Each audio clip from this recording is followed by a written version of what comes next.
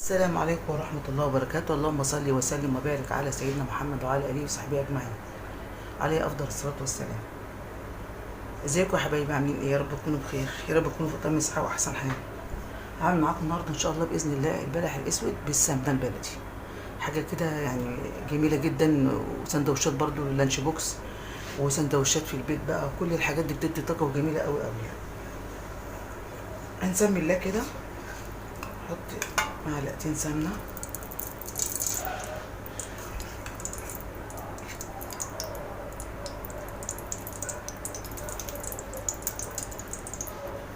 ده نص كيلو بلح قشرته وفصصته. طبعا البلح الاسود يبقى انشف شويه عن التاني.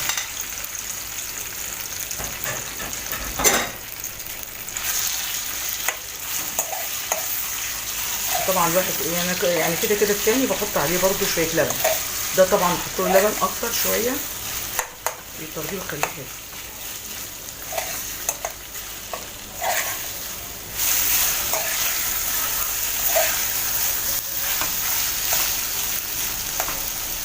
البلح اليومين دول ما شاء الله يعني برضو جميل، هو والبطاطا شغالين يعني اكل حلو قوي وسهله وسريعه، وفي نفس الوقت كل يعني ما اعتقدش ان حد ما بيحبوش، احنا ما بنحبش الحاجات دي، البلح البطاطا الحاجات الحلوه دي.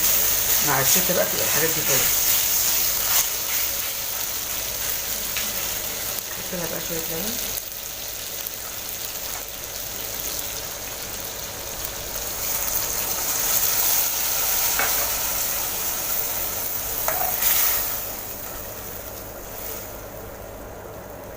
طبعا لو عايز احط شويه سكر يحط، بس انا بكتفي بالبلح بس.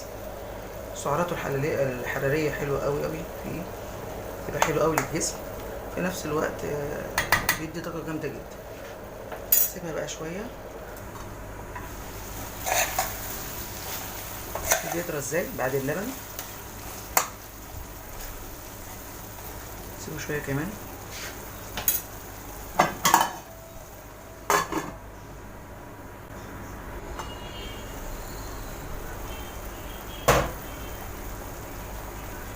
بس كده خلاص شربت كده اللبن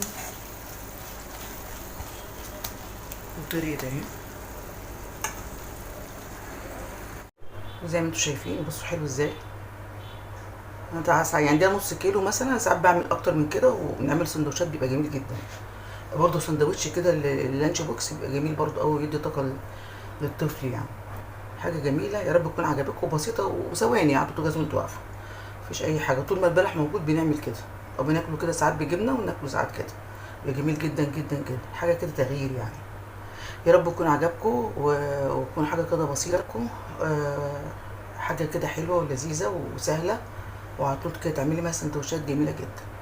لايك وشير وفعلوا الجرس عشان الوصفات توصلكم. ميرسي قوي، سلام عليكم.